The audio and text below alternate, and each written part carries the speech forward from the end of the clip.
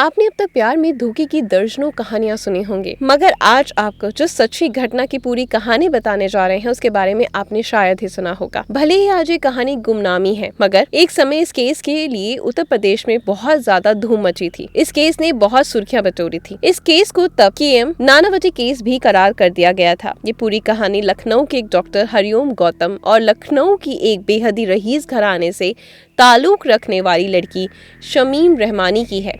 शमीम, जिसकी खूबसूरती की चर्चा उन दिनों लखनऊ में बहुत होती थी। आखिर डॉक्टर हरिओम गौतम तथा शमीम रहमानी का क्या रिश्ता था और इसके आगे इस केस में क्या कुछ हुआ, चलिए जानते हैं पूरी डिटेल्स में। वीडियो के आखिर तक जरूर बने रहिएगा। तारीख थी 7 मई 1966। लखनऊ के सबसे रईस और प्रभावशाली लोगों में गिने जाने वाले अजीजुर रहमान को अचानक से अटैक आता है। अजीजुर रहमान कभी लखीमपुर खेरी के ताल्लुकदार हुआ करते थे और उनकी गिनती इलाके के सबसे प्रभावशाली लोगों में की जाती थी। अचानक आए अटैक की वजह से अजीजुर रहमान की स्थिति तेजी से बिगड़ने लगी और फिर उन्हें बेहतर इलाज के लिए तत्काल ही लखनऊ के बलरामपुर हॉस्पिटल में एडमिट करवाया गया। यहाँ इनका इलाज डॉक्टर हरिओम गौतम की देखरेख में शुरू होता है और इस समय डॉक्टर हरिओम गौतम की उम्र यही कोई 33 साल थी। समय के साथ अजीजुर रहमान की तबीयत ठीक होती है और 10 दिनों के इलाज के बाद उन्हें हॉस्पिटल से डिस्चार्ज भी कर दिया गया।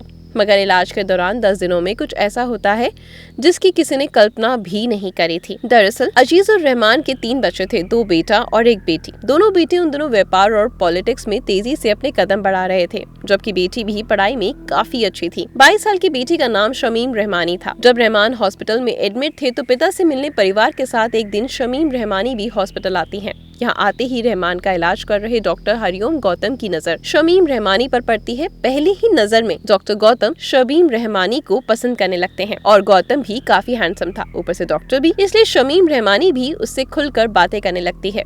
बातचीत की शुरुआत पिता की सेहत से जुड़े सवालों से होती है, मगर देखते ही दिखते दोनों को एक दूसरे से प्यार हो जाता है और इस प्यार की कहानी की शुरुआत होती है। जहां पहले डॉक्टर गौतम दिन में एक बार मरीज का हाल चाल पूछने आते थे, अब वो पूरे दिन में कई बार आने लगते हैं और पिता की खिदमत के नाम पर शमीम रहमानी भी हॉस्पिटल में ज्यादा समय बिताने लगती है। जब 10 दिन बाद अजीजुर रहमान हॉस्पिटल से डिस्चार्ज होते हैं तो वो लखीमपुर खेरी लेन स्थित पर एक रहने के लिए चले जाते हैं, क्योंकि अजीजुर रहमान शहर के प्रभावशाली लोगों में से एक थे। इसलिए अब डॉक्टर गौतम रोज उनका हाल चाल लेने घर पर आने लगते हैं। दुनिया की नजर में डॉक्टर गौतम अजीजुर रहमान का हालचाल लेने आते हैं, मगर असल में वो शमीम रहमानी से मिलने आया करते। हालात तो यहाँ तक आ गए कि एक ही दिन में कई बार डॉक्टर गौतम के चक्कर लगते रहते। भले ही घर वालों को ये नॉर्मल लगता, मगर आस पड़ोस और शहर के तरह तरह की यहाँ पर चर्चाएं होने लगी।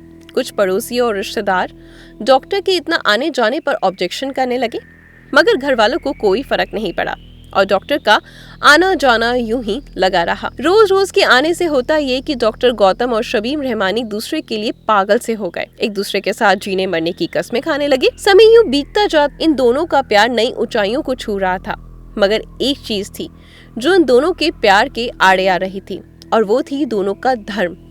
मगर बाद में मिले पत्र से खुलासा होता है कि डॉक्टर गौतम शमीम रहमानी से वादा करते हैं और वो खुद जल्द इस्लाम धर्म अपना लेगा और उससे शादी करेगा। इसी भरोसे पर शमीम रहमानी और गौतम का रिश्ता आगे बढ़ता रहता है। देखते ही देखते 1 साल का समय बीत जाता है। शमीम जो होती हैं वो BCA की डिग्री शामिल करती हैं। शमीम जो होती हैं ऐसे ही समय बीतता जाता है और शमीम डिग्री हासिल करती हैं। इसी बीच कुछ ऐसी चीजों का खुलासा होता है जिसके लिए शायद शमीम रहमानी तैयार नहीं थी। दरअसल एक दिन पता चलता है कि डॉक्टर गौतम पहले से ही शादीशुदा है। इतना ही नहीं, डॉक्टर के 3 बच्चे भी हैं। इस बात के खुलासे के बाद शमीम रहमानी और डॉक्टर गौतम का काफी झगड़ा होता है, मगर शमीम रहमानी के प्यार में पागल डॉक्टर रहमानी को भरोसा दिलाता है कि वो अपनी पत्नी को छोड़ देगा और फिर धर्म बदलने के बाद उससे शादी कर लेगा। इस वादे के बाद दोनों के रिश्ते फिर से रास्ते पर आ जाते, मगर ये समय बहुत लंबे समय तक नहीं रहता, क्योंकि अब डॉक्टर गौतम एक अलग रूप का खुलासा करता है। दरअसल डॉक्टर गौतम शहर का मशहूर डॉक्टर होने के साथ साथ एक दिल फेंक किस्म का इंसान भी था। वो अक्सर अलग अलग लड़कियों से इश्क लड़ाता था। आए दिन नई नई लड़कियों के साथ सिनेमा घरों में घूमना, रेस्टोरेंट और होटल में जाना उसके लिए आम बात थे। इस बात की जानकारी शमीम रहमानी को भी हो जाती है और इस बात पर दोनों की लड़ाई होती है और लगने लगता है कि रिश्ता यहीं खत्म हो गया। मगर गौतम इन आदत को छोड़ने का भरोसा दिलाता है। ये सब कुछ और चल ही रहा होता है कि अचानक से बलरामपुर हॉस्पिटल से डॉक्टर गौतम के ट्रांसफर का ऑर्डर आ जाता है। ट्रांसफर का मतलब था कि दोनों का मिलना जुलना बंद। इसलिए डॉक्टर गौतम अब अपनी पूरी पहुंच पैरवी का इस्तेमाल करता है और इस ट्रांसफर को रुकवा लेता है और बलरामपुर हॉस्पिटल में ही काम करता रहता है। कुछ दावों के मुताबिक गौतम का ये ट्रांसफर रुकवाने में शबीम रहमानी ने भी अपने पिता और भाई के रसूख का इस्तेमाल किया था। इस तरह 2 साल बीत जाते हैं और शबीम रहमानी और डॉक्टर गौतम का लव अफेयर यूं ही चलता रहता है। समय जरूर बदल रहा था मगर डॉक्टर गौतम का स्वभाव नहीं बदलता। उसका दूसरी लड़कियों से मिलना जुलना जारी रहता है। इस बात की खबर लोगों से शबीम रहमानी तक समय समय पर पहुँचती रहती है। शबीम रहमानी डॉक्टर गौतम की हरकत बर्दाश्त नहीं कर पाती और एक दिन 1968 के जनवरी महीने में लखनऊ के हसरतगंज स्थित क्वालिटी रेस्टोरेंट में शबीम रहमानी डॉक्टर गौतम को दर्जनों लोगों की भीड़ में सरेआम थप्पड़ जड़ देती है।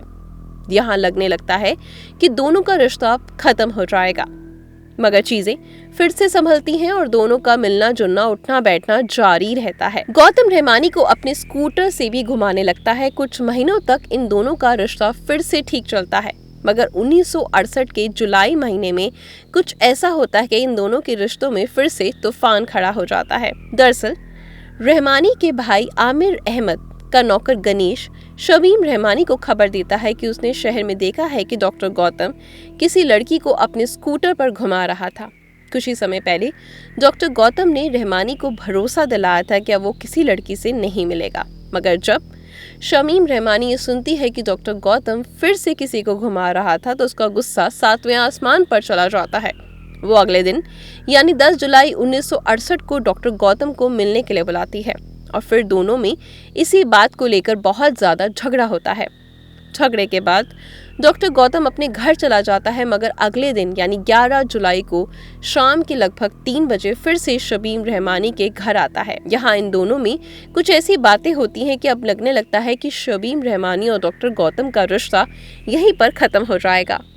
शबीम रहमानी इस रिश्ते को खत्म करने के लिए मान भी जाती हैं, मगर जब डॉक्टर गौतम आखिरी बार रहमानी के घर से निकलने लगता है तो शबीम रहमानी पीछे से उसे आवाज देती हैं और कहती हैं, कल मुझे कॉलेज का एक एडमिशन फॉर्म भरना है, मेरी मदद करने के लिए तुम कल आखिरी बार आ जाना, उसके बाद तुम चाहो तो कभी मत आना। शबीम रहमानी की ये बातें सुनकर डॉक्टर गौतम आने के लिए हामी भरता है। इसके बाद वो यहाँ से निकलकर हॉस्पिटल जाता है, जहाँ जरूरी काम खत्म करने के बाद अपने आला अधिकारियों को डॉक्टर गौतम बताता है कि उसे जरूरी काम से सिविल हॉस्पिटल जाना है। दरअसल पहली बार तो डॉक्टर गौतम ने अपना ट्रांसफर किसी तरह रुकवा लिया था, मगर जब शबीम रहमानी के साथ उसका रिश्ता बिगड़ने लगता है तो वो जानबूझकर ट्रांसफर बलरामपुर हॉस्पिटल से सिविल हॉस्पिटल में करवा लेता है और वो इसी ट्रांसफर से जुड़ी कागजी कार्रवाई करने के लिए सिविल हॉस्पिटल जाने की बात कहकर बलरामपुर हॉस्पिटल से निकल जाता है। हालांकि वो सिविल हॉस्पिटल जाने की बजाय रात के लगभग 10:30 बजे शबीम रहमानी के घर पहुंचता है और दरवाजे पर दस्तक देता है।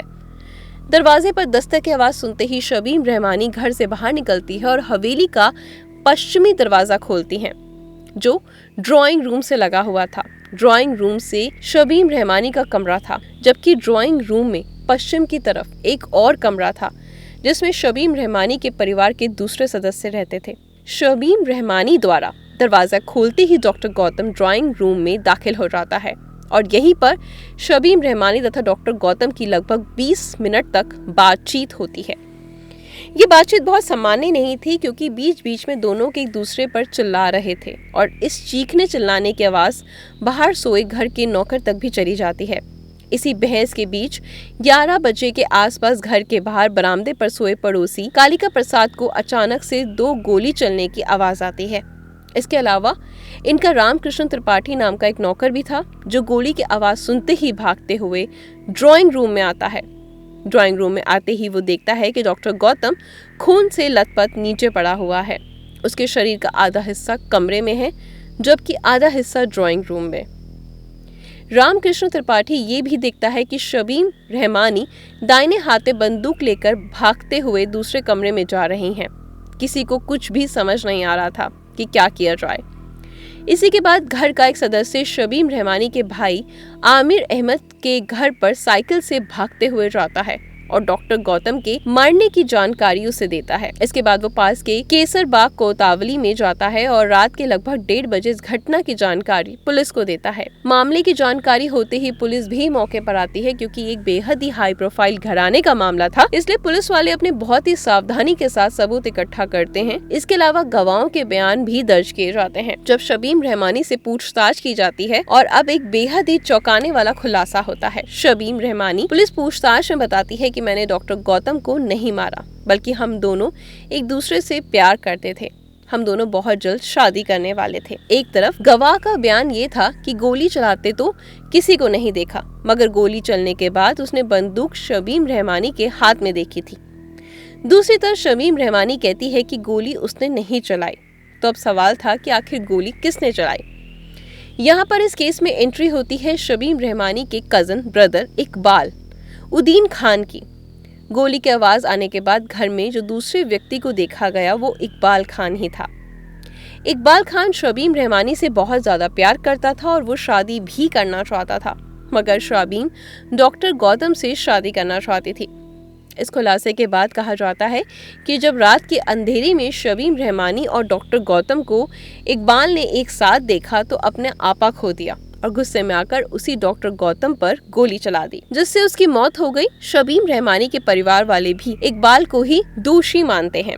मतलब पुलिस के पास डॉक्टर गौतम की हत्या के 2 प्राइम सस्पेक्ट थे, मगर समस्या ये थी कि पुलिस के पास किसी के पुख्ता सबूत, फिजिकल एविडेंस नहीं थे। पुलिस ने जो बंदूक जब्त की और दावा किया कि उसी बंदूक से गोली चलाई गई, फॉरेंसिक जांच में सामने आता है कि काफी समय से उस बंदूक से कोई गोली नहीं चली। ऊपर से उस बंदूक के ट्रिगर पर ना तो शबीम रहमानी का फिंगरप्रिंट था और ना ही इकबाल का। अब पुलिस आरोप लगने लगते हैं कि पुलिस ने शबीम रहमानी के परिवार वालों के प्रभाव में आकर जानबूझकर अदालत में गलत बंदूक पेश की ताकि शबीम रहमानी को बचाया जा सके। इसके अलावा पुलिस पर कमजोर सबूत इकट्ठा करने का भी आरोप लगा। कोर्ट में साबित नहीं हो पाया कि गोली शबीम के कमरे से चलाई गई या दूसरे कमरे से। डॉक्टर हरिओम गौतम का कातिल कौन है, इस बात को साबित करने के लिए लंबे समय तक इस केस की सुनवाई चलती है। मामला सबसे पहले निचली अदालत में पेश होता है, फिर लखनऊ हाई कोर्ट में इस मामले की सुनवाई होती है और यहाँ से फाइनली सुप्रीम कोर्ट इंडिया में जाता है। यहाँ अदालत के सामने भी बहुत मजबूत फिजिकल एविडेंस नहीं थे, मगर एक गवाही थी जो इस बात का इशारा करती थी कि गोली किसी और ने नहीं बल्कि शबीम रहमानी ने चलाई है। दरअसल गोली की आवाज करीब से सुनने वाले लोगों में कालिका प्रसाद भी शामिल थे। जब गोली चली तो वो कालिका प्रसाद शबीम रहमानी के घर से ठीक बाहर थे। कोर्ट में कालिका प्रसाद गवाही देते हैं कि गोली चलने की आवाज के बाद तुरंत वो एक आवाज सुनता है जो संभवतः शबीम रहमानी की आवाज थी। शबीम रहमानी माँ से कहती हुई सुनाई देती हैं कि डॉक्टर ने मुझे धोखा दिया, उसने मेरी जिंदगी बर्बाद कर दी, इसलिए मैंने उसकी हत्या करके कुछ भी गलत नहीं किया। कालिका प्रसाद आगे ये भी बयान देते हैं कि थोड़ी देर बाद शबीम रहमानी को ये कहते हुए भी सुना कि भैया ये बंदूक लो और मुझे भी मार दो, अब मैं और ज्यादा जीना नहीं चाहती। कोर्ट में रहमानी के इस एक्स्ट्रा जुडिशियल कन्फेशन को एक अहम सबूत मानता है और इस एविडेंस के आधार पर सुप्रीम कोर्ट द्वारा शबीम रहमानी को 1975 में डॉक्टर हरिओम गौतम की हत्या के जुर्म में उम्र कैद की सजा सुनाई जाती है। कोर्ट में सुनवाई में ये भी साफ हो जाता है कि गोली भी किसी और ने नहीं बल्कि शबीम रहमानी ने ही चलाई। कोर्ट के मुताबिक जब आखिरी बार यानी 11 जुलाई 1968 को डॉक्टर गौतम शबीम रहमानी से मिलने रात के लगभग 10:30 बजे उसके घर आता है तो यहाँ पर 20 से 25 मिनट तक दोनों में लड़ाई होती है। फिर डॉक्टर गौतम बाहर निकलकर अपना स्कूटर स्टार्ट करके जाने लगता है। तभी एक बार फिर से शबीम रहमानी उसे आवाज देकर अंदर बुलाती है और जैसे ही डॉक्टर अंदर आता है शबीम रहमानी एक गोली उसकी तरफ चलाती है, मगर किसी तरह डॉक्टर गौतम खुद को गोली से बचाने में कामयाब हो जाता है। हालांकि वो दोबारा जैसे ही खड़ा होता है शबीम रहमानी दूसरी गोली चला देती है जो सीधे डॉक्टर गौतम के माथे को चीरती हुई निकल जाती है। माथे में गोली लगते ही डॉक्टर गौतम वहीं गिर जाता है और फिर वहीं उसकी मौत हो जाती है। सुप्रीम कोर्ट द्वारा सजा देने के बाद शबीम रहमानी को जेल भेज दिया जाता है, मगर कुछ समय बाद उत्तर प्रदेश के तत्कालीन गवर्नर चन्ना रेड्डी द्वारा शबीम रहमानी को माफी दे दी जाती है और उम्र कैद की सजा पाने वाली शबीम रहमानी महज 2 साल में जेल से वापस आ जाती हैं और कमाल की बात तो ये है कि एक तरफ राज्यपाल ने खुद को शमीम रहमानी को माफी दे दी, ऊपर से तब के कई तत्कालीन सांसद ने शमीम रहमानी को माफी देने की मांग की। कथित तौर पर बाहर आ जाने के बाद शमीम रहमानी के पास बॉलीवुड में काम करने की कई ऑफर आती हैं, मगर शमीम रहमानी उन्हें ठुकरा देती हैं और जेल से छूटने के बाद कुछ ही समय बाद हमेशा हमेशा के लखनऊ को छोड़कर दिल्ली चली गई और एक गुमनाम जिंदगी जीने लगी। इस केस की सुनवाई के दौरान भी माहौल लगभग वैसा ही बन गया था जैसा नानावती केस की सुनवाई के दौरान देखने को मिला था। केस की सुनवाई के दौरान अक्सर काफी भीड़ लग जाती थी। अखबारों में भी बड़े पैमाने पर इस केस को कवर किया जाता था। इसके अलावा विदेशी मीडिया ने भी इस केस में खूब इंटरेस्ट लिया। लंबे अरसे तक शमीम रहमानी और डॉक्टर गौतम के प्यार के किस्से लखनऊ में चर्चा में रह गए, मगर समय के साथ इस केस की चर्चा भी खत्म हो गई। दोस्तों, आपने कभी इस केस के बारे में सुना है या नहीं? कमेंट करके जरूर बताएं और ऐसी ही सच्ची घटनाओं को सुनने के लिए हमारे चैनल को सब्सक्राइब करें। Good luck.